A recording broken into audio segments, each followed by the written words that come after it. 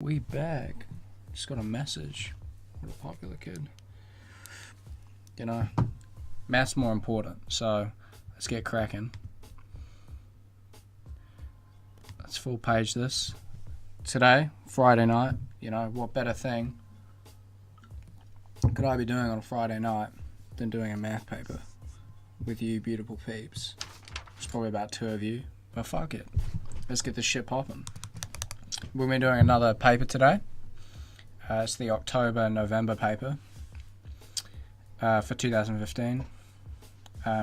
Whether I'll do the whole thing tonight, up for debate. See how I feel. But let's kick this off. Paper 1-1, a pure maths again. Let's get started. Had a few technical difficulties, but I think we're good. We're good to go. Right, let's pop right into it. Question 1. Saw that my last video got a whole 20 views. Yeah, looking pretty good. Looking pretty good. You know, it's a big market for this stuff. But I enjoy it, so it's fine. Right. In the expansion of this beautiful stuff, where a is a non-zero constant, show that the coefficient of x squared is 0. Well, I think we're going to have to go to our old formula sheet on this one. And still got those stuff from the last video. Going to have to be using this bad boy here, which hopefully I can remember. So we know that a plus b to the n equals, see, forgot it already, an plus n1. So this is our binomial expansion. Just make sure I get it right. N minus 1b. Okay. N minus 1b plus n2. A n minus 2 b2 plus, and then we continue like that. Cool beans. So it wants us to show that the coefficient of x squared is 0. So when we look at this expansion, we're going to have a few terms that will have x squared in it. So our first one is just 1 times the x squared term in here, and then the second one is this times the x term in here, because we have an x in here times another x. So let's just make a quick expansion of this to show where I'm at. Let's get that mic better positioned. Plus x to the power of 5 equals, well, we have our a is our a, so we have a to the 5 plus 5 1 a to the 4 x plus 5 2 a to the 3 x squared, and then plus a bunch more stuff.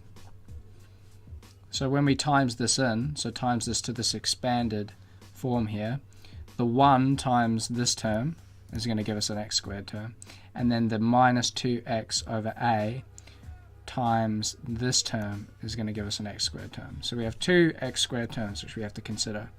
So the first one is going to be the 1 times by this, which is 5 2 a cubed x squared, and then we're going to also have the minus 2x over a times this term here, 5 1 a 4x. So, you know, if all goes well, this should equal, the coefficient should be 0. So we have, let's go down, 5 2 a cubed x squared plus, what's going to be minus, let's just work out what 5 2 is. So you just chuck that in your calculator. Calculator's over here. So 5 pick 2. Where's my pick thing? Is 10. minus 2 over a times 5, 1. Well, that's just going to be 5, right? Times 5. And then a4 times a4. And then the x's times together gives us x squared. So we can simplify that a bit more. Minus 2 times 5 is 10. So 10 a4 over a x squared. Well, these a's are going to cancel to give us, this is looking pretty promising, x squared minus, the a's cancel, gives us 10 a to the 3 x squared. Well, we factor out x squared, we get 10a cubed minus 10a cubed x squared, and would you know, that is 0. So that shows that the coefficient of x squared is 0. So we proved it. Tick-a-rooney. Let's keep going.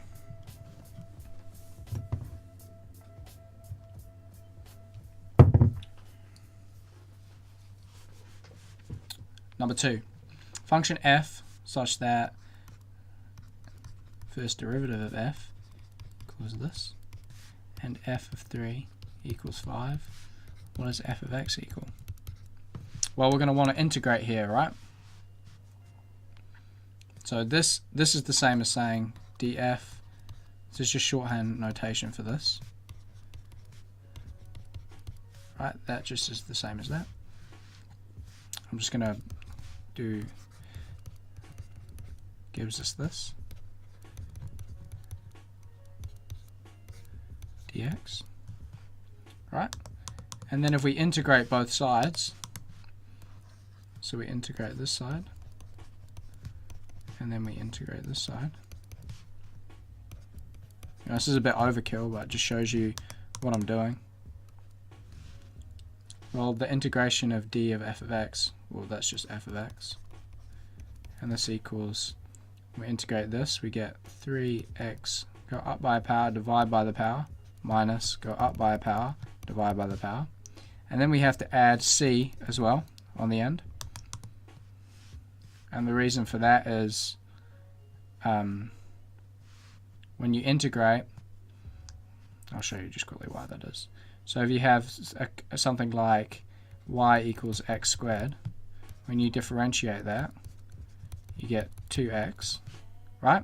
But then if you integrate back, so if you integrate 2x here, so you integrate, so you get dy equals 2x dx, and then you integrate both sides, you get y equals, you go up by a power, divide by the power, so 2x squared over 2 equals x squared, which is what we expect, right? We're going differentiated and integrated. But if you were to do this same thing, but instead of here we put plus 5, well, when you take the derivative of this, you get 2x again, right? So when we go back, say dy equals 2x dx, we integrate both sides, we get y equals, again, our x squared, but that's not what we had at the start.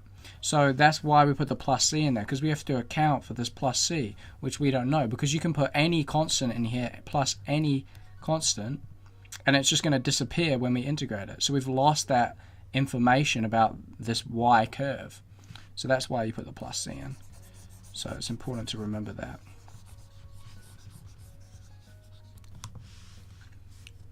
Cool, so this just gives us an f of x equals x cubed minus 7x plus c. But we're also given a point here. So we know that f of 3 equals 5. So we plug in 3. So we get f of 3 equals 3 cubed minus 7, 3 plus c, which then equals, and this is 5, equals 27 minus 21 plus c. So 5 equals 6 plus c. So c equals minus 1. Okay? So then, our final, so we found what C is, because this, this is correct, but we don't know what C is. So then, therefore, our final equation is equal to, just make some room for it, is equal to f of x equals x cubed minus 7x minus 1. Keep writing on a slant. Okay, so that's our final equation. So that's final f of x. Try and write more straight on this one. The next one is we have to solve this equation to the 4 plus x squared equals pi over 6. Cool. So 4x4 plus x squared equals sine of pi over 6, right? The inverse of this, so we can just, take it over. Well, then we can work that out, what that actually equals. Sine of pi over 6.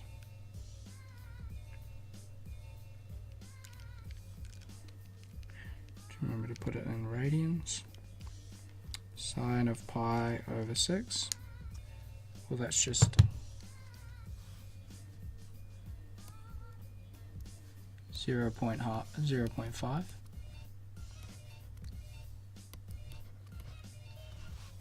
I'll just write a half. That's just a half. So we get 4x squared plus x squared equals this. And then we have to solve for x. So let's continue up here. So we have this final equation. x4 is 4x4 plus x squared minus a half equals 0. And this looks pretty similar to a quadratic, except for we've got a 4 here. First of all, I'm just going to times through by 2. Just makes it look nicer. Plus 2x squared minus 1 equals 0. Well, if we just say, from here, if we just say, let's just make u equal to x squared, then this equation becomes 8u squared plus 2u minus 1 equals 0. And that looks something a little easier that we could solve. And, well, we can. Well, then we use our quadratic formula, which is minus b, which is 2, plus or minus the square root of b squared, which is 4, minus 4a, which is 8. What was that 8? Times c, divided by 2a. And this gives us 4 times 8, negative 1, 4 minus answer, 36. So this gives us minus 2 plus or minus 6 over 16. So we get u equals either minus 2 plus 6 divided by 16, which is a quarter. And we also get that u equals minus 2 minus 6 divided by 16 minus a half. Right? But our u equals x squared. So clearly this is not a valid solution, because we have x squared equals minus a half. Well, we can't square root a negative number, so it doesn't give us a real solution. So this is not possible. So it has to be this one. So therefore we get x squared equals, so my handwriting is just awful today, x squared equals a quarter. So therefore our x equals plus or minus 1/2. Right, square root of this, you get 1 over the square root of 2, square root of it, which is square root of 4, which is plus or minus a half. So that's your answer. So that's the solution. Cool.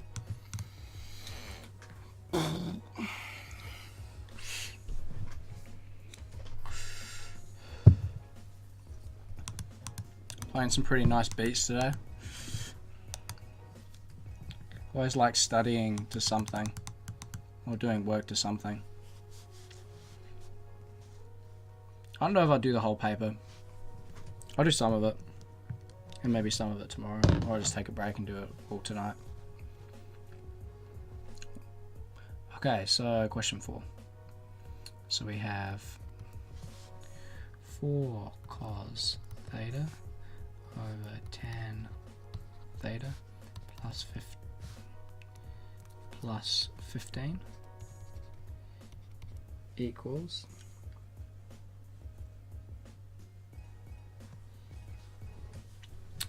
equals 0. So we have to show that this can be expressed like this. So immediately I'm thinking, well, what are some identities that we know that can transform, I don't even need to look, that can transform between causes to sines and tans to sines, because this is only involving sine. So we know that tan theta equals sine theta over cos theta, which I've probably proved to you before.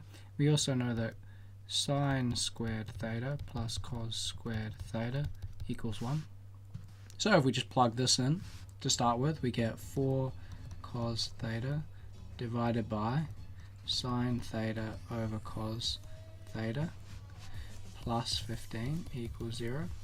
Well, this just becomes 4 cos squared theta over sine theta plus 15 equals 0. I hope you can see that. I mean, if you have 4 cos theta divided by sine theta over cos theta, this is just the same as 4 cos theta times cos theta over sine theta.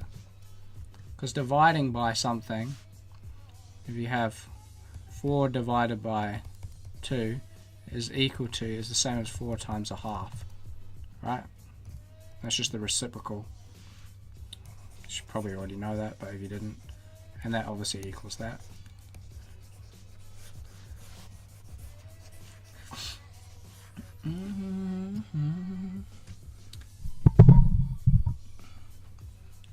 Okay, cool. And then we'll times through by sine. So we get 4 cos squared theta plus 15 sine theta equals 0. So we just times everything by sine. And then we know cos squared theta from here is going to equal to, well, cos squared theta equals 1 minus sine squared theta. Right? So this is 4 of 1 minus sine squared theta plus 15 sine theta equals 0. And then we just expand that out and we get 4 minus sine squared theta, minus 4 sine squared theta plus 15 sine theta. We can already see it's starting to look like this. Right? And then if we divide through by -1, or let's just make sure we know exactly where we're at. Plus 4 equals 0. So therefore, we divide through by -1, we get 4 sine squared theta plus 15 sine theta plus minus, if we divide through, this will be a minus 4 equals 0, which is what we have up there. So we've shown that right there. Easy peasy. Cool. Hence solve the equation. Okay? Obviously it's going to be a lot easier to solve it in this form. We can do something similar to what we did here and we can just substitute in. So now we can just say for II, we can say that we'll set x equal to sine theta. So that means that our equation up here becomes 4x squared minus 15x minus 4 equals 0. And once again, we can use our quadratic formula. Minus b, which is 15, plus or minus the square root of 15 squared, which is 225, I'm pretty sure. I'll just double check. 225 minus 4ac, 4ac divided by 2a. So this becomes 4 times 4 times 4. So 225 plus 64. It's always nice when it comes out whole. Means we're probably on the right track. So equals 15 plus or minus 17 over 8. So we get two solutions again. So we get x equals 15 plus 17 divided by 8, which is 4. And we also get x equals 15 minus 17 divided by 8, which is negative a quarter. And because our x is sine theta, this is not possible, right? Because sine theta goes from 1 to minus 1. 1 to minus 1. So there's no point in this curve where sine theta equals 4. So this is not possible. This is definitely possible because it does hit a negative a quarter at some point. So we have the solution sine theta equals negative a quarter.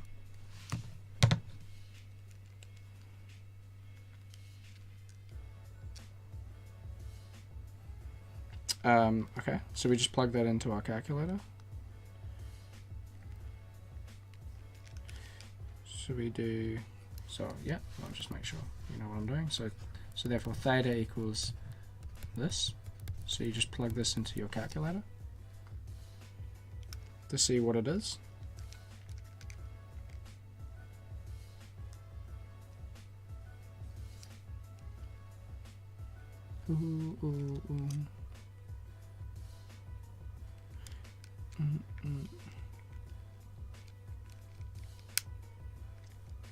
Sorry, I just got to put my calculator out of.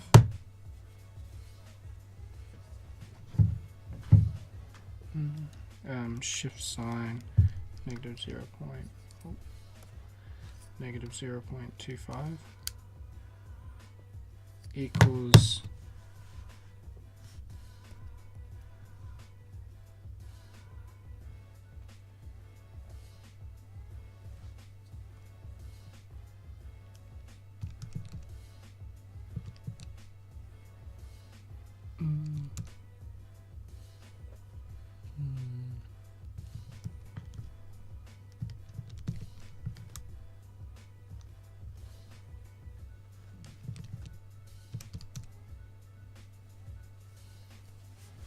this gives us an answer of negative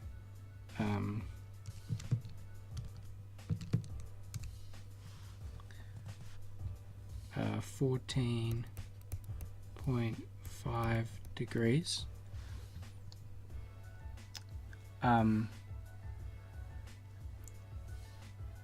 So it's found on this side, it's found this, right?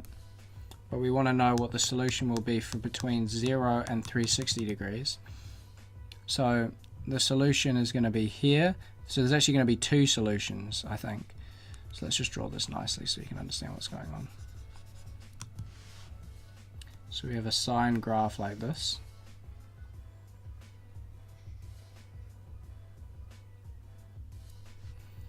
And our negative a quarter is going to be like here. So it's going to hit at these 2 points. So I think the calculator works like, because I put it in as a negative, it's found the closest point, which is this one, which is negative 14.5 degrees. Right, and this is 180 degrees. So from this, we know that because it's symmetric, that means that this here is going to be 14.5 degrees above 180. So one of the solutions is 180 plus 14.5 degrees. All right. I think the reason it's given us a negative is because the calculator finds the closest solution. I'm pretty sure. Like if I put in a positive a quarter, it should give me 194.5. I mean, it should give me 14.5, which is this solution. So I hope that makes sense. So what I'm saying is that one of the solutions is 180 plus 14.5, which is equal to 194.5 degrees. Another solution of negative a quarter is here, and this is 360 degrees. So another one should be 360 minus 14.5, which is, so one of the solutions, another one of the solutions is 360 minus 14.5 degrees, which is 345.5 degrees, right? So when you get something like this, you need to look at the graph to see what solutions they want. The reason, this is solution as well, by the way, negative 14.5. So is one over here, so is all of these other ones, but it asks us for the solutions between 0 and 360 degrees. That's the key. So our answer, theta, can be 194.5 degrees. I'm pretty sure this is what it wants.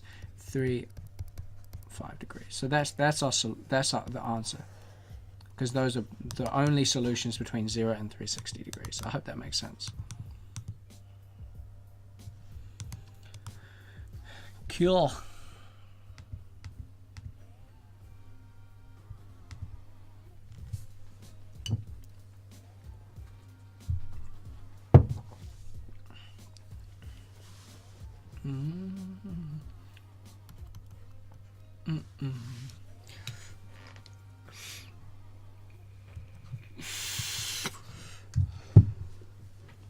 Right, let's keep this rolling.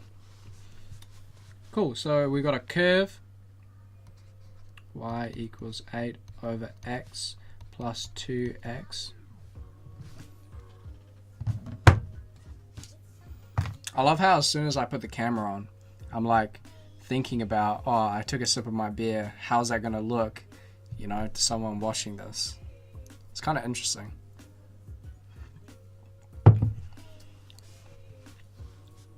Not that it matters. I mean, I can do whatever I want, right? I mean, not whatever I want. Anyway. The reason I put it like this is because it makes it easier for us to differentiate this. So here our dy by dx is equal to... The way that I quickly remember this is I just go, well, like if I ever forget, oh, how the fuck do I differentiate? Well, I just go, well, I know this is this. And I just go, well, you times down by a power, go down a power. That's just a quick one. I do the same for integration as well. You know, if you want to go back, you go up by a power, divide by the power. That's just something I do mentally. Not that I forget, but let's say if I was to forget. Maybe when I was like 15 or whatever, when I was doing this. That's how I do it. So here we times down by the power, go down by a power. So it's times down by -1. And then we go down by a power. So down by a power would be -2. And then here we go times down by the power is 1. Go down by a power will be... So remember, this is just when you differentiate that, you're just going 2x to the 0. And x to the 0, anything to the 0 is just 1. So it's the same as saying 2.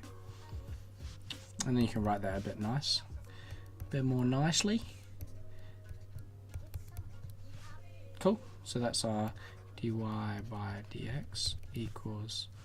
I have to rewrite it. So dy by dx equals 2 minus 8 over x squared.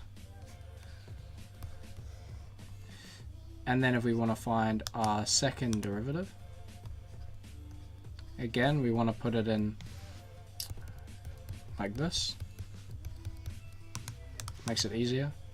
Well, this is just going to equal times down by the power. Minus 8 times minus 2 is 16. X down by a power is negative 3. And then this just goes away.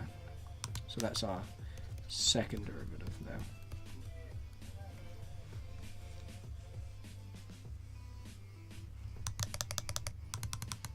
Cool. II. Find the coordinates of the stationary points and state what, with reason, the nature of each of those stationary points. We'll remember, find the coordinates of the stationary points.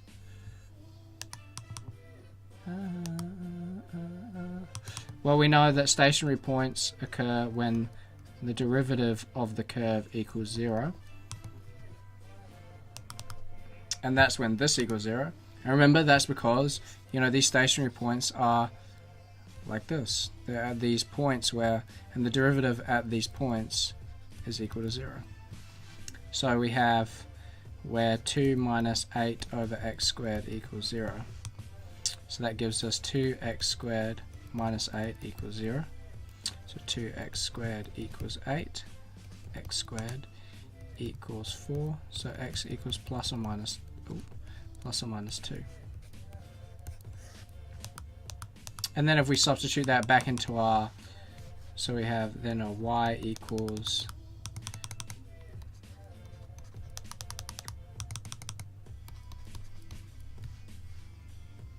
so we substitute this in, so our plus 2 will give us 8 over 2 plus 2 times 2. I don't know if it's helpful for me to write all of it out, or just work it out. 4 plus 4 equals 8. And then for our y, when it's negative 2, we get 8 over negative 2 plus 2 times negative 2, which equals negative 4 minus 4, which is minus 8. So therefore our y's are plus or minus 8. So we have two stationary points at x equals 2, y equals 8, and at x equals negative 2 and y equals negative 8. So then if we want to find the nature of each of these stationary points, well, we just look at the second derivatives. So our d squared y by dx squared for this situation is 16 over x cubed, 16 over x cubed. So for our x equals 2, our d squared y by dx squared equals 2 cubed is 8, so this is going to be equal to 16 over 8 is 2, which is greater than 0. So the point, oh, our music stopped. Let's play another one.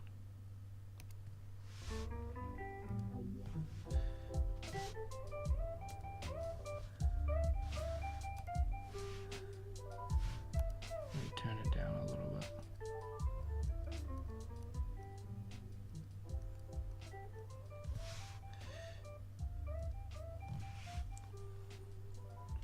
So the point 2, 8 is because the second derivative at the point x equals 2 is a minimum.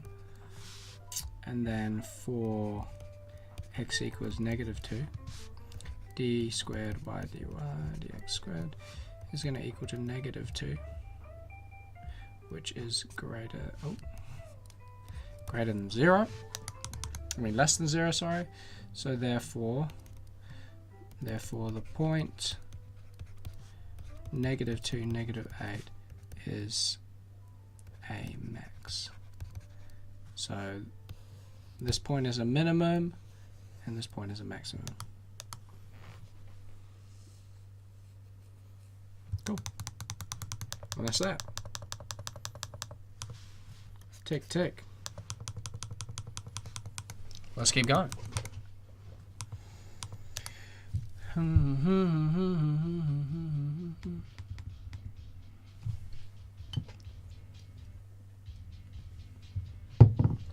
Okay, question 6.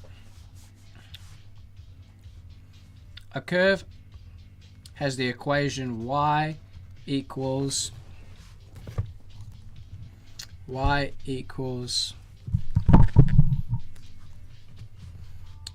x squared minus x plus 3.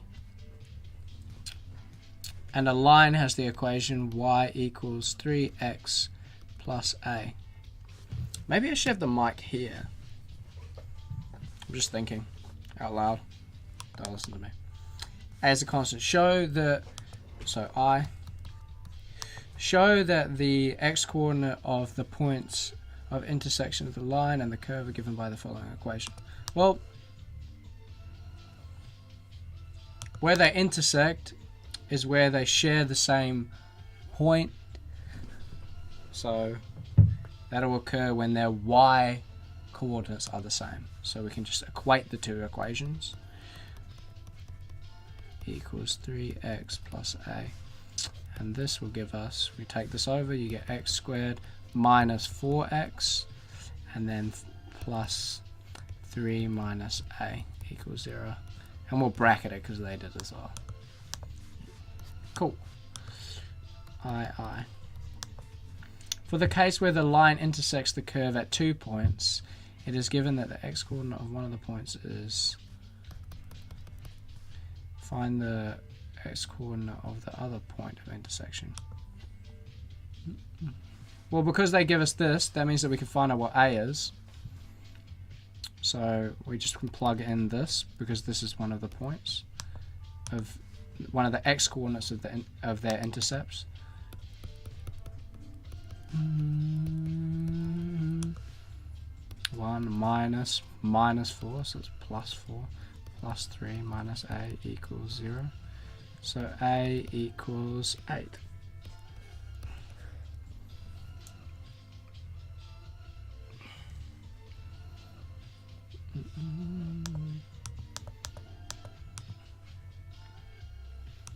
Find the coordinate, find the x coordinate of the other point. Well, now we have what our a is, so then we have an equation minus 4x plus 3 minus 8 is minus 5. So we can say what times is into that, which plus is into that, is just x minus, we know that one of them x plus 1 times a x, wait, hold on, I've done something wrong here.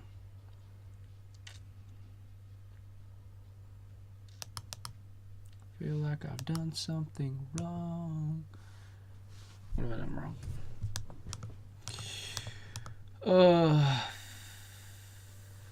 1 minus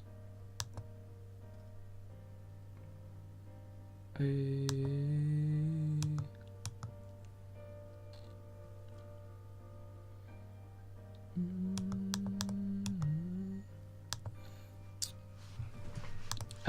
sorry.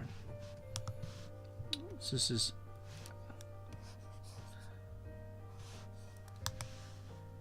isn't right, is it? X minus 4. What am I doing? Turn the music down. So we find our coordinate A here. Find that. Why is this? What's wrong with this? Please, somebody tell me. This is right. Is this not right? A 7 8.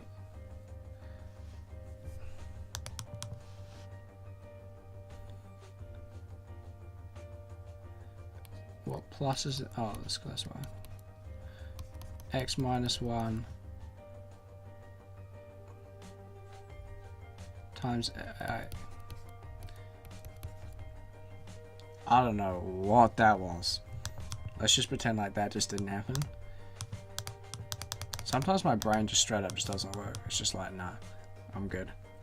I'm good today. Right, so that's it. So then our answer is, well, our x equals, right, honestly, I don't think my brain's working today. Right? Minus 1. Yeah, okay, that's the answer. Jesus Christ. Cool, so the other coordinate, Find the x coordinate of the point. Well, it's just x equals 5. I'm like straight up doubting myself so much right now that that's even the answer.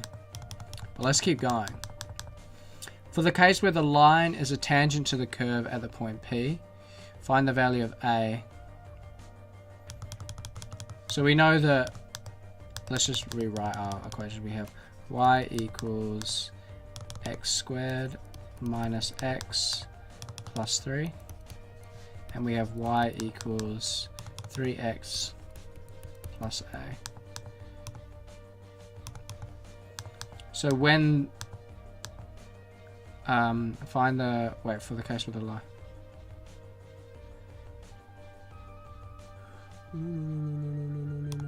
Okay, so that just means that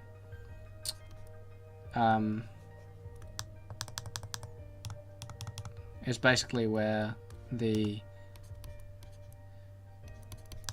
where they intersect is minus 4x plus 3 minus A.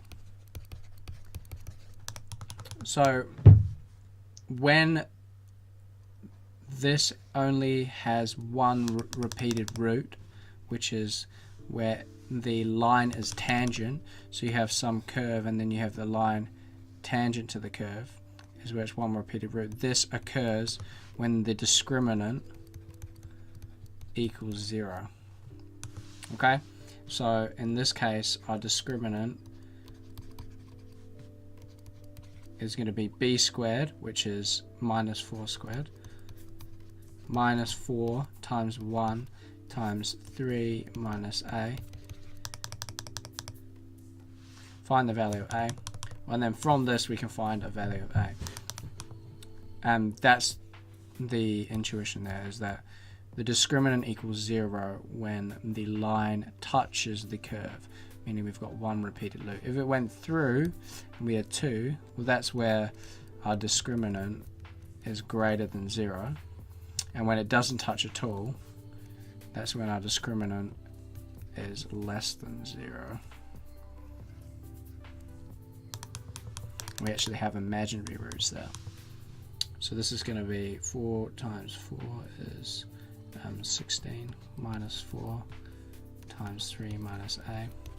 I swear when I know that I'm being recorded, don't answer these questions as well, because I don't know why, because I don't want to fuck up or something. Like if I'm just straight up just doing this on pen and pad, I wouldn't even be thinking, and everything would just happen. But I guess also I have to talk while I'm doing it, which is another thing, right? Which I haven't really. Plus 4a equals 0. So then 4a equals minus 4. So our a equals negative 1.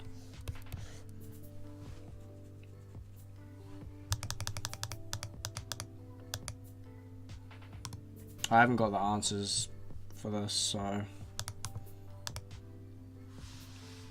hope that's right.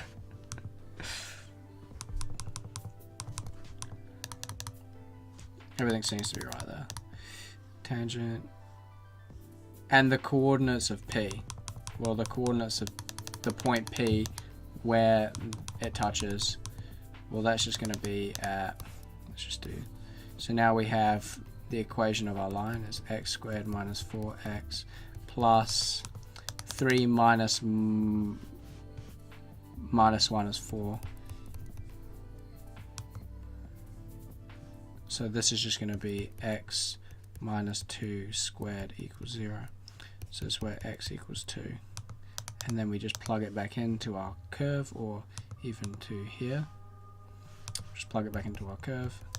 Gives us 2 squared plus minus 2 plus 3. So that's 4 minus 2 plus 3 is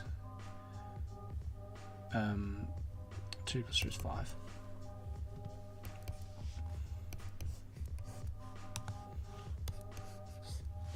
So point P occurs at 2, 5.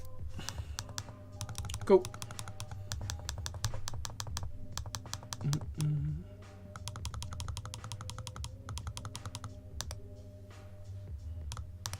Okay, question 7.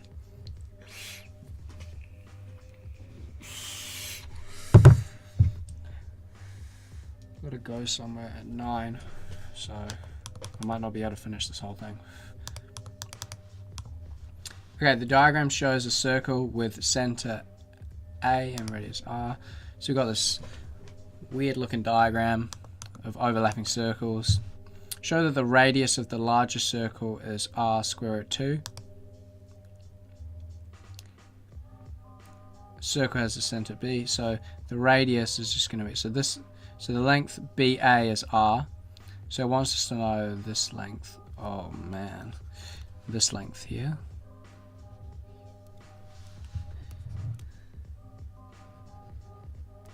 Right, and this is the radius, so we call this big R. This is the radius of the circle.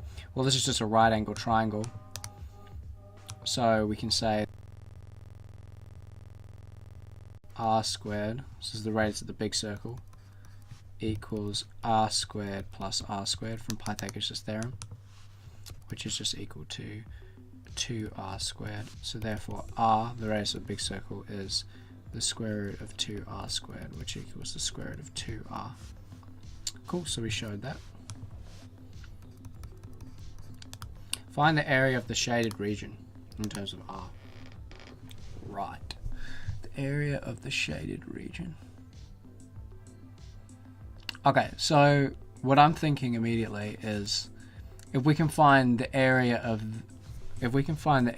this bit here, so this CAD segment, I think they call it a segment, we can find the area of that, then we can just minus half the area of this circle.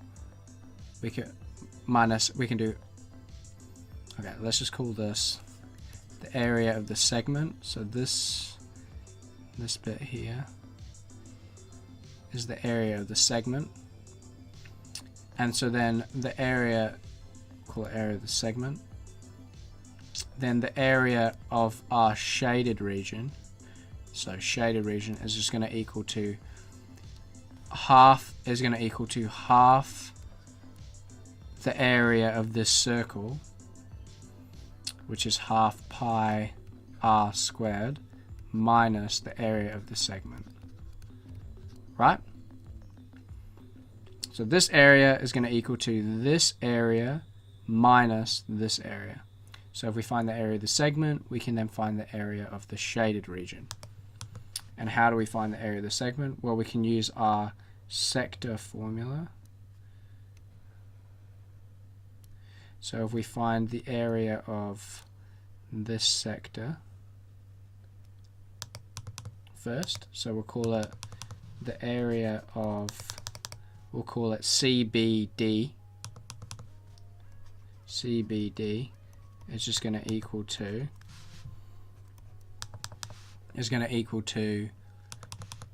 half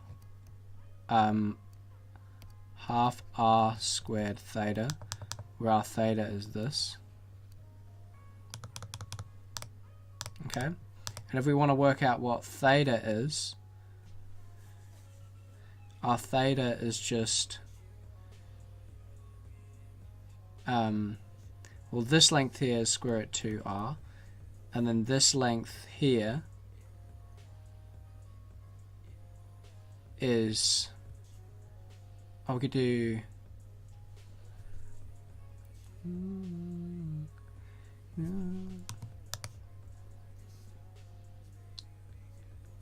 well, it's not right angle triangle, so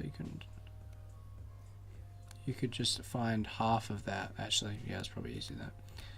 So this big thing here, let's just find, we can find half of it by finding this angle here. It's kind of hard to do. So we can say that our theta is equal, well, we can say that sine theta,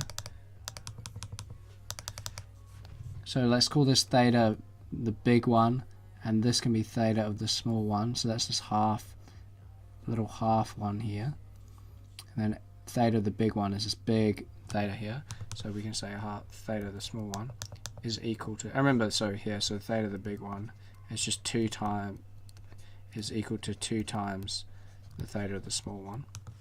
This is probably confusing as fuck, but sine theta is going to be opposite over hypotenuse, which is r over the square root of 2r, which equals to 1 over the square root of 2.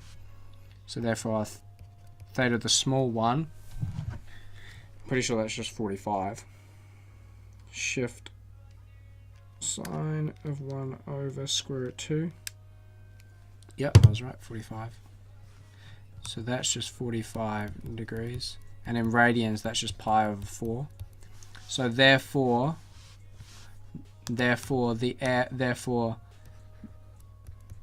remember this is the big one. So the angle of the sector, which we're trying to find, is then double this. So that's just 2 times pi over 4, which equals pi over 2. So this angle here is 90 degrees. So that means we get a half r squared, and our r is this length here, which is the radius of the big circle. So this is big R. Half big R squared times theta b, which is pi over 2. Okay, so big R is the radius of the big circle, small r is the radius of the small circle. So that's the area of our sector, CBD. And big R, which we found before, is that, times the square root of 2r squared times pi over 2. Well, this equals a half times 2r squared pi over 2, which equals, these cancel, which equals pi over 2r squared.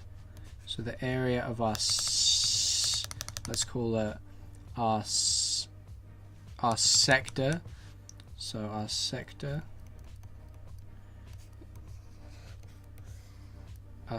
which is just this CBD. So the area of our sector is that. It's equal to that. So then, therefore, the area of our segment, which is this bit here, this bit, the CAD bit, is going to equal to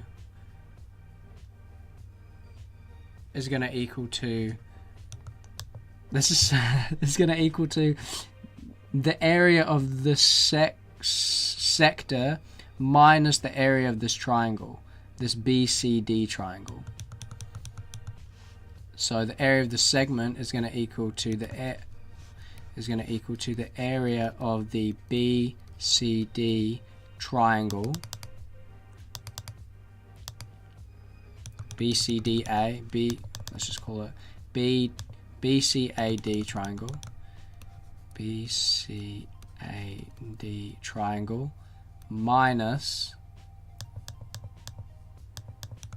no, it's going to be equal to the area, oh my god, this is a terrible explanation, I'm sorry, of the sector minus the area of the BCAD triangle. So the area of this segment here is equal to the area of the sector minus the area of this triangle here, the BCAD triangle.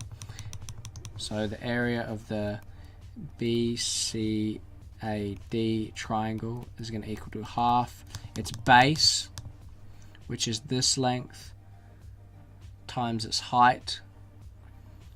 So you could say its base is 2r times its height, which is r. So half its base, which is 2r, times its height, which is r. And that just equals to r squared. So therefore the area of the segment is equal to pi over 2r squared minus r squared, which equals r squared of pi over 2 minus 1. Okay, so then There might be an easier way to do this. I might be overcomplicating it. So then for the area of the shaded region is going to equal to half the area of the circle minus the area of that segment, which we just found. So the area of the shaded region equals half pi r squared, just half the area of the small circle minus this,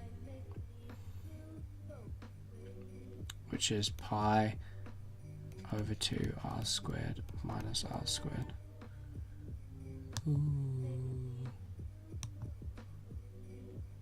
Minus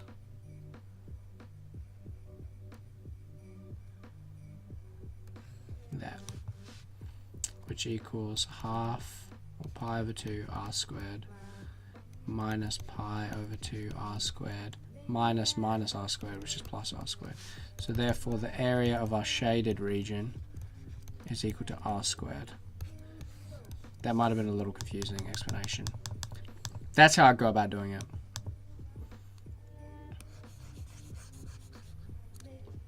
So what we did is we found the area of this sector here, and we did that so that we could find the area of this segment, because if we found the area of the sector, we could then minus the area of this triangle to find the area of the segment. And then now that we found the area of the segment, we then minus the area of the segment from the area of half of this triangle, so this part here, so DCE. So, and that would give us the area of this shaded region. Okay.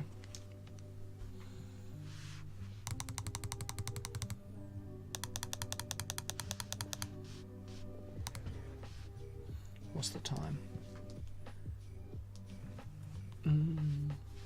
Question 8.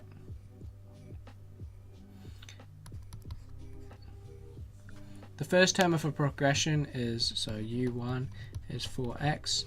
The second term, u2, is x squared. For the case where the progression is arithmetic, with a common difference d equals 12, find the possible values of x and the corresponding, so what are the x values and what's u3? Right, so we'll go to our formula sheet real quick. So so we got these equations, so we're just going to need this one. Doesn't say anything about the sum. So therefore we know that un equals a plus n minus 1 d plus n minus 1 d.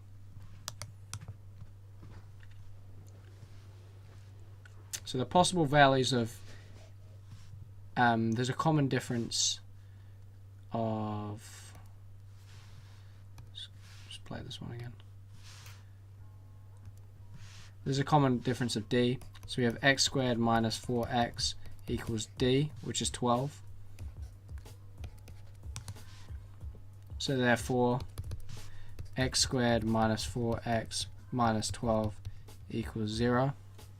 So which pluses into that, which times is into that, is x minus 6, x plus 2 equals 0. So our possible x values are 6 and x equals negative 2.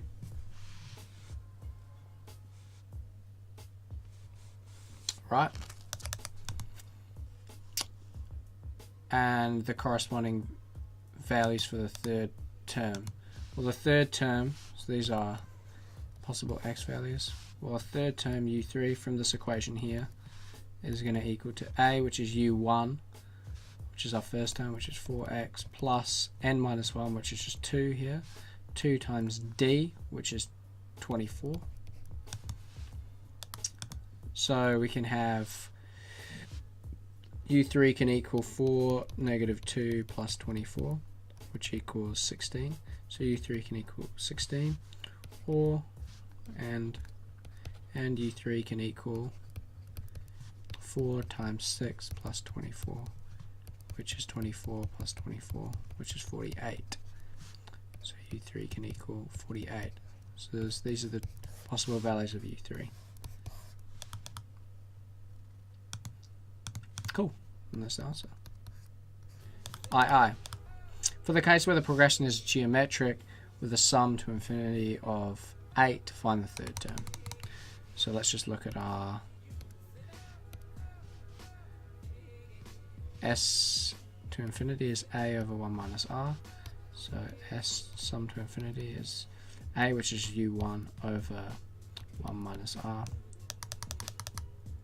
Well, we can find our r, which is the ratio between terms in the sequence, which is, we could just say is u3 over is u2 over u1, which is x squared over 4x, which equals x over 4. So our r is that. So then we can say, we can find our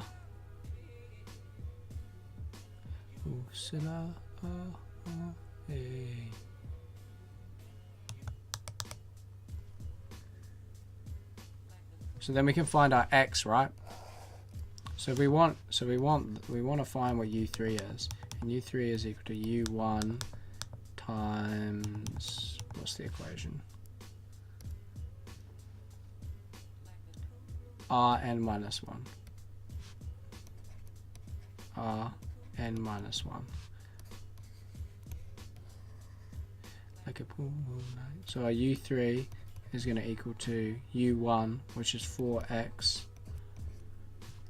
times our r, which is x over 4. And n minus 1 here is 3 minus 1, which is 2. We still need to find a value for x, and how we do that is we know that this equals, and the question says 8 is equal to 8, and r equals to u1, which is 4x from here, over 1 minus x over 4. So we have 8 equals 4x over 1 minus x over 4. So we get 8 minus, let's just do it step by step, 8 times 1 minus x over 4 equals 4x. So then 8 equal minus 2x equals 4x. So we get 6x equals 8. So therefore x equals 4 over 3, right? So now that we have our x value, we can then find out what exactly our u3 term is. Well, let's just simplify this a bit first. It's times x squared over 4. 4 squared, which is 16.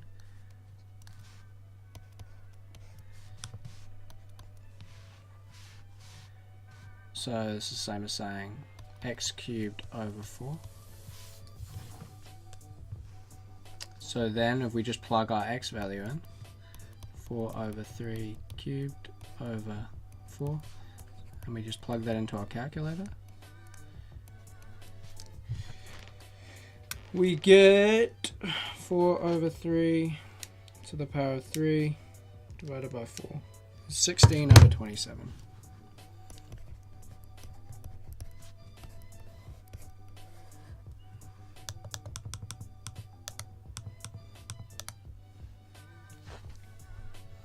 Cool. So I think I've got time for one more, and then I'll just do the rest later on tonight or tomorrow.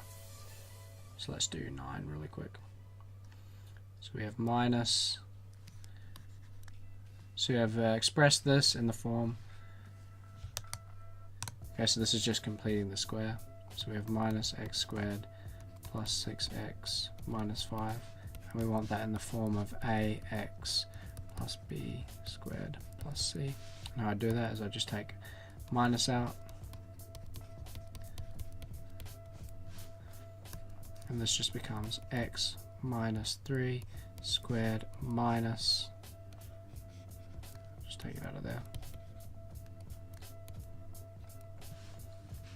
minus 3 squared minus 5, which equals minus x minus 3 squared minus 9 minus 5. Expand that in. Minus x minus 3 squared plus 9 minus 5, which gives us minus x minus 3 squared. 9 minus 5 is 4. So that's your answer. So our A is -1, our B is -3, and our C is +4.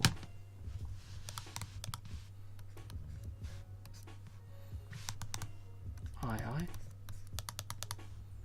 State the smallest value of m for which f is 1 to 1.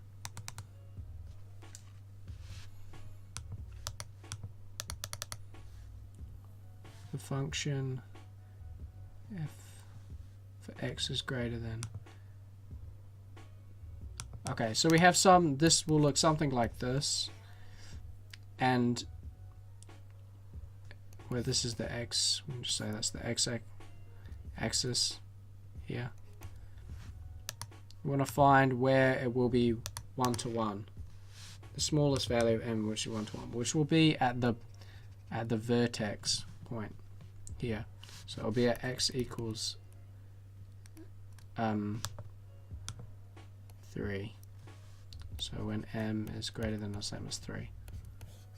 Because as you go along here, the function is not 1 to 1 here. There's 2 values, 2 values, 2 values. When you get to here, beyond this point, it's 1 to 1. One x value gives one f of x value.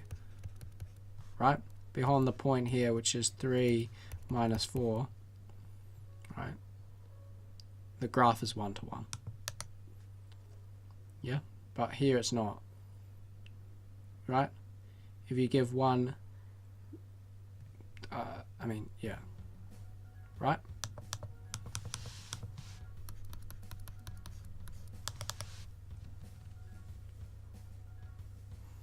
Because above here, when you put in one x value, one f of x value gives you 2 x values. Right?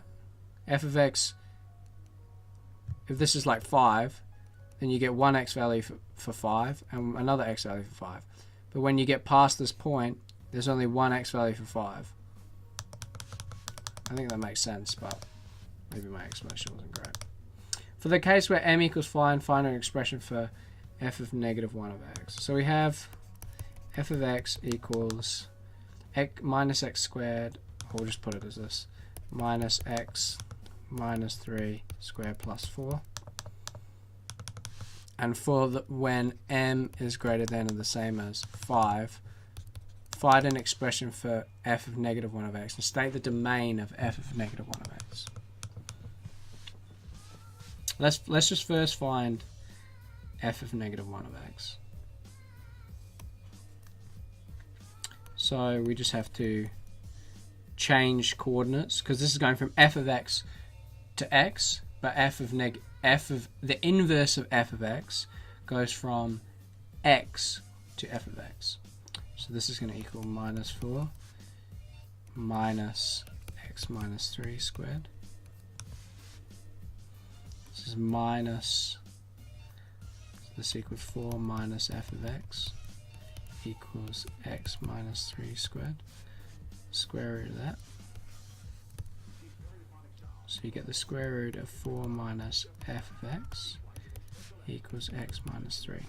So therefore, x equals 3 plus the square root of 4 minus f of x. So when we want to write it, the inverse of f of x is equal to 3 plus the square root of 4 minus x. So that's our inverse of f of x. And we get for when m is greater than or equal to 5, sorry, not m, x. m equals 3. So it's for when x is greater than or equal to 5. So when x is greater than or equal to 5, well, when x equals 5, f of x equals minus 5 minus 3 is 2 squared plus 4. This gives us minus 4 plus 4, which equals 0. Right? So that means that the domain of our inverse, the domain of the inverse of x is greater than or equal to 0. Right? Because if you put in, let's say if you put in 6,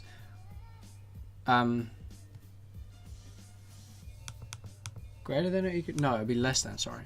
Less than or equal to 0. Because if you put in 6 here, if you put in x equals, so this is for f of 5, if you put in f of 6, so a point greater than x is greater than 5, then you get negative 3 squared. Negative 3 squared plus 4, which equals negative 9 plus 4, which is negative 5. So you're getting less and less. So the more you increase x, the lower it gets. So then the domain of f of the inverse of f of x is less than or equal to 0. Right? So when it asks for the domain of your inverse function, it's asking for what values can this take. Well, remember, this is just your f of x, right? See? This is just your f of x. So if it asks you for the domain of this, is the same as asking you for the range of f of x, which is what values for x greater than or equal to 5 does f of x take. And those values are this. And that's the domain of the inverse of f of x. Cool. I'm going to stop here and come back and do the last 2 questions later. Okay, so last time we finished off by finishing question number 9. So now I'm just going to finish, do question 10 and then question 11 of this paper real quick. Okay.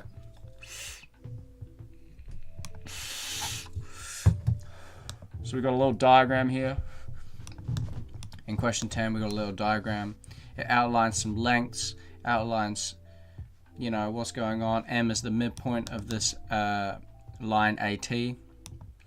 And our first question is, for the case where A equals 2, so this length here, OA, equals 2, find the unit vector in the direction PM.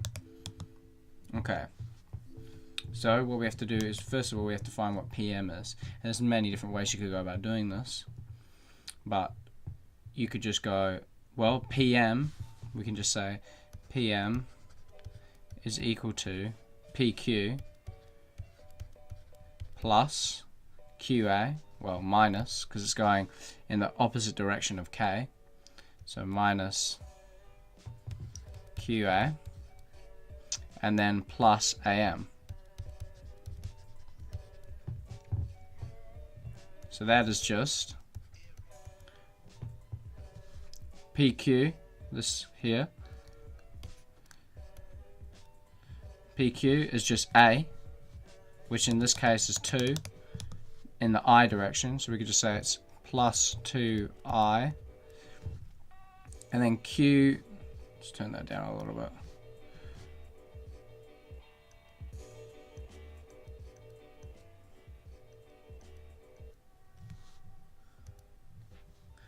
And then we minus 10K, because it's going in the opposite direction to K. And then we plus AM, and AM is just the midpoint of AT. So this is just plus half of this and then half of this. So it's just plus 3j plus 4k. And then we put that together in vector form, and we can say, well, we've got 2i, we've got 3j, and then we've got minus 10 plus 4 is minus 6. So that's our PM vector. Cool. So we have, so for I, we have our PM vector is 2, 3, minus 6. And we also, but it wants us to find the unit vector, so that's just what it would be if it was a length of 1. So we have to divide it by the magnitude of the vector. And the magnitude of the vector is the square root of the sum of its squares of its components, which is 2 squared plus 3 squared plus minus 6 squared, which gives you 4 plus 9, 4 plus 9 plus 36, which is square root of 49, which is 7. So the unit vector of P, we could write like this.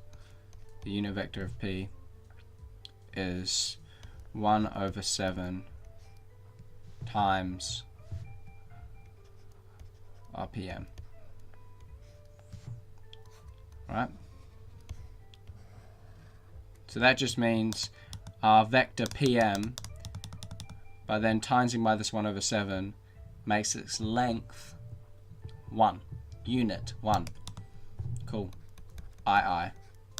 For the case where the angle ATP equals, so the angle ATP equals cos -1 of 2 over 7, find A.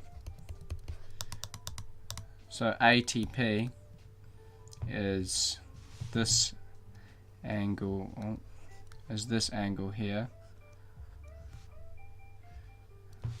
I straight up just can't draw straight lines. You know, it's a disability, so don't laugh at me. So that's PT, and that's AT, and that's the angle ATP. So this is the angle ATP. And the way we find that, we use our cosine rule. So we've got PT, and we've got AT. This is A, this is T, and this is P, and this is the angle we're looking for. And the way we do that is we say, well, cos of that angle is going to equal to the vector PT dot product with the vector AT divided by their magnitudes, each of their magnitudes multiplied together. So it's PT magnitude times AT magnitude. So let's just work out these things individually. Well, let's just do it up here. So this is for our II here. Well, our PT is going to equal to A plus A minus 10. Let's just write it out. So we get plus A in the I direction, so we get plus AI minus 10 in the K direction, the negative K direction, and then we have plus 6 in the J direction, 6J, and then plus 8. And maybe you could do this many ways, but that just is the way I want to do it. Plus 8 in the K direction. We get that all together, we get an AI plus 6J minus a 2K, which if we just write in vector notation is just A6 minus 2. And then our AT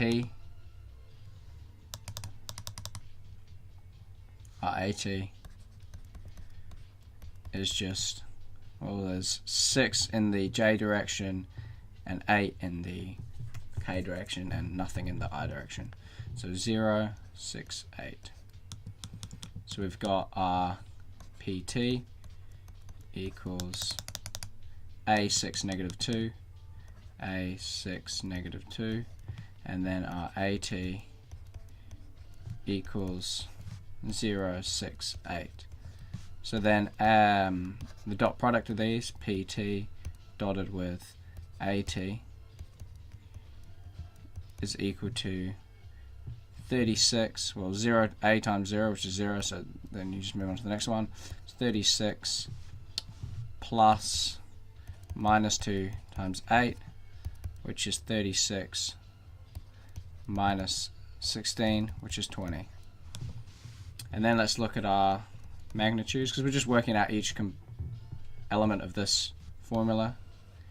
This formula here is equal to the square root of a squared plus 36 plus 4, which is square root of a squared plus 40, and then our AT magnitude is equal to the square root of 36 plus 64, which equals the square root of 100, which equals 10. Cool, so we have every single thing that we need. So now we can say that cos of theta, and remember our theta is this angle here. This is our theta. Our theta equals this of ATP equals 20, the dot product, divided by 10 times this. 10 times the square root of a squared plus 40. Okay, and now because we know that our theta ATP equals inverse cos of 2 over 7, well then cos of our theta ATP equals cos of the inverse cos of 2 over 7. And without even using a calculator, you can see that would be 2 over 7. If you're taking the cos of the inverse cos, well, that's just doing nothing. You're doing nothing to this. You're taking it, you're going from cos to negative cos, and then you're just and then you're going back. So it's basically doing nothing. So it's just equal to 2 over 7. It'd just be like saying if x, you have x, and then the inverse of x is 1 over x, let's say. If this is f of x, and this equals this, and f of negative 1 equals this, well then, what's f of x times f of negative 1 of x? That's kind of what you're doing there. Well, that's just x times 1 over x, which is 1. It's doing nothing. Anyway, so therefore, we then have 2 over 7 equals 20 over 10 square root of a squared plus 40. Right? Those cancel. So you got 2 over this. And then those cancel. So you get 1 over 7 equals 1 over the square root of a squared plus 40. So then you get a square root of a squared plus 40 equals 7. So then you get a squared plus 40 equals 7 squared, which is 49, and then a squared equals 9. So then a equals plus or minus 3. Obviously it can't be minus 3, so it equals 3, because you can't have a negative length unless you're in some parallel universe where the laws of physics and mathematics break down and you can have negative lengths. But in this universe, you can't, so it's 3. Okay, let's do 11, and then we're finished. Oh, the diagram shows a part of a curve. This is kind of loud. Diagram shows a part of a curve. Y equals 1 plus 4x to the power of a half. Point lies on the curve. Okay, so we've got this diagram, and it asks us to show that PQ is normal to the curve.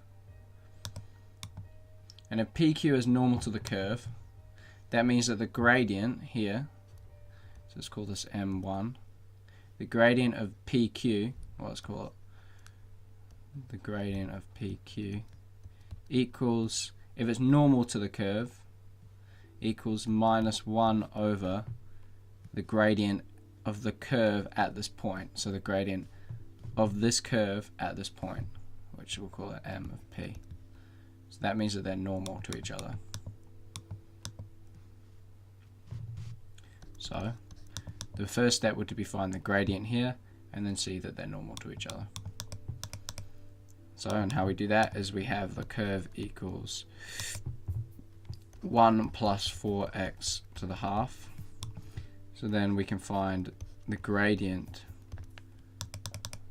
of this curve at whatever point we want, which is just going to be a half times 1 plus 4x, go down by a power, and then times it by the derivative of this, which is 4. So this gives us 2 over the square root of 1 plus 4x. Okay? Because remember, you know, 1 plus 4x to the negative a half just equals 1 over 1 plus 4x to the half, which equals 1 over 1 plus 4x square root.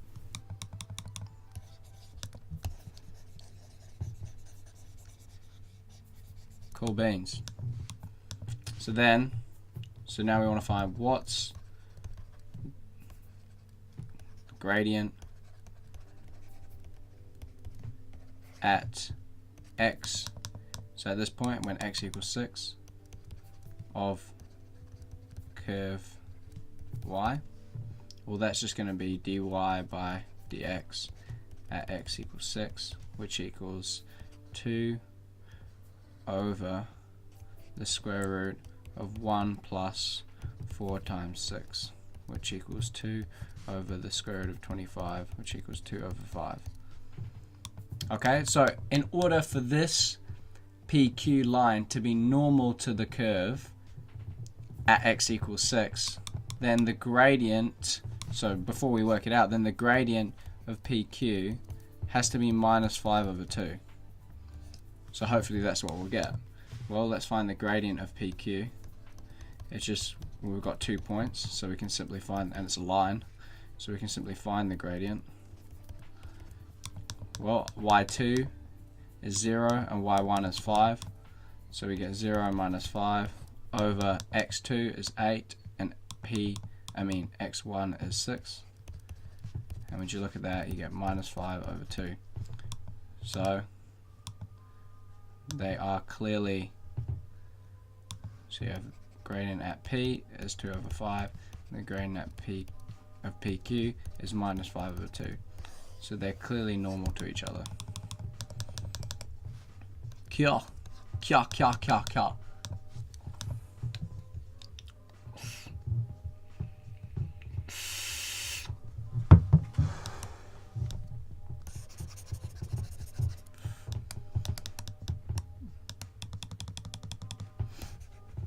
Right, last question. Find, showing all necessary working, the exact volume of revolution obtained when the shaded air region is rotated by 360 degrees about the x-axis. Okay, so it wants the volume if we rotate this entire thing, the shaded region, around the x-axis. So it'd be like going around this axis. And how do we do that? Well, we're going to need to find a volume. So the way that I think about this is that if we're just thinking about the area, how do you do that? Well, when we work, if we wanted just the area, first of all, actually, I'd split this up. So this is at x equals 6. Well, if we think about just this part here, when you rotate this around the x-axis, like this, goes around like that, then you get a cone. Right, you'd get a cone.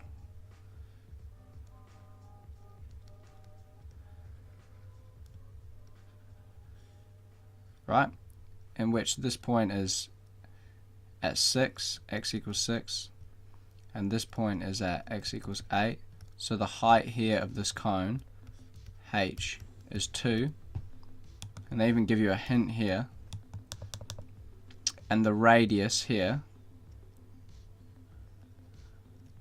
is just going to be this length here, right? Which is, so the radius, which is from 0 to 5. So the radius is 5. Okay? So we can find out, first of all, we can start off by finding that volume. Well, that volume is going to be, as seen by this equation, is a third pi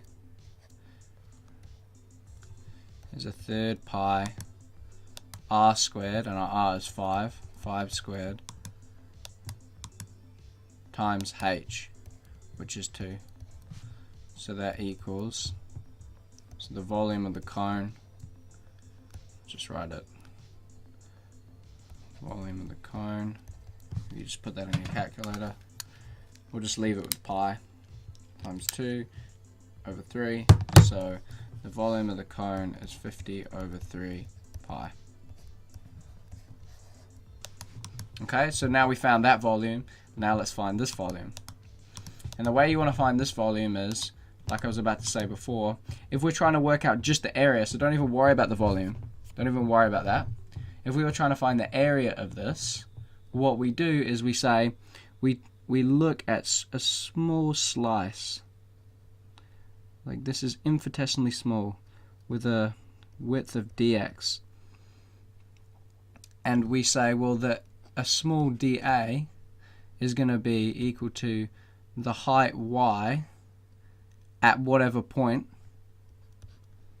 So remember, this is the height y times dx. So this little dA here, this little dA is equal to this, right? Because you're just timesing base times height. And then what we find to find the entire area under this curve is we say, well, we sum up. This means summing all of those tiny little dx's from 0 to 6. We sum all of those up over y dx. And remember, our y is just this, 1 plus 4x to a half. So then we sum up all of those, and that gives us the area of that. So using that same sort of understanding, we can do the same sort of thing for the volume. Well, if we have a small little slice here, dx, and we want to find the volume of this slice, of a slice, was because when we rotate this entire thing round, it's gonna, this sort of slice is gonna be little circle slices like this, and the volume, the area of these circles, these slice circles, is just going to be, the area of these slice circles is going to be pi r squared. But our r is y, is our height y, depending on where we are, because you'd have a bigger circle here and a smaller circle here. So the volume of the slice circles at any point is pi y squared, right? The area of these. And then if you want the volume of that, so those small little circles, if you want the volume of that, well, we just multiply that by our dx, and it gives us a small little volume. So that means our dv, a small tiny little volume slice, is going to equal to pi y squared dx, right? And if we sum, because, okay, I hope that makes sense. You have a small little slice, but when that slice is rotated, this whole thing is rotated around 360 degrees around the x-axis, and then that small slice is a circle at a certain point. So then to find the volume of that circle, that small tiny little, that dv, that little dv, we times the area of that circle times this little width dv, to give us a sort of like frisbee plate thing. And then if we sum up all of these circles, like all of them, from here to here, we sum up all of these, lots of these tiny slices, these tiny little plates, then we get the total volume, which the total volume of this rotated shaded area. So this is what we need to find. So we worked out here. We looked at areas and how we calculated that, and then we did the sort of same intuition and applied it to volumes. Well, then if we have that a small little dv is equal to pi y squared dx, then if we want the total volume, we sum up all of those dv's, and we're summing up from 6 to 0 of pi, and our y for this curve is 1 plus 4x to the half. And remember, that whole thing is squared dx.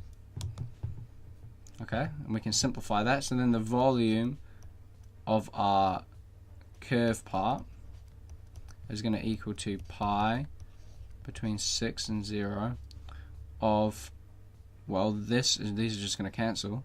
So you just of 1 plus 4x dx, which is kind of beautiful that we can work out what a three-dimensional rotation of a two-dimensional curve would be, what that would equal. That's just through calculus. I mean, it's pretty impressive, to be honest. Well, then we can just do like we usually would. The hard part of this question is just getting to this.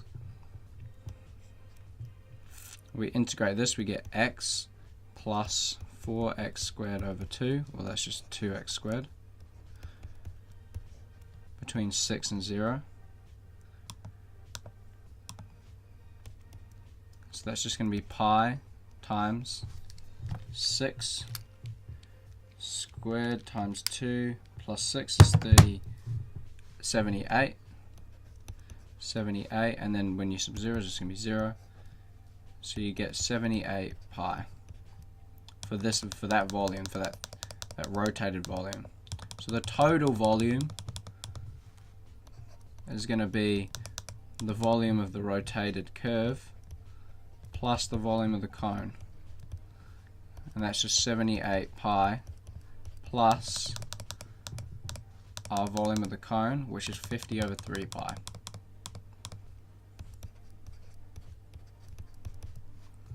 So you just put that in your calculator.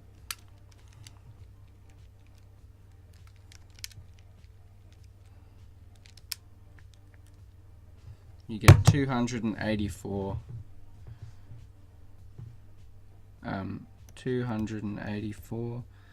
over 3 pi.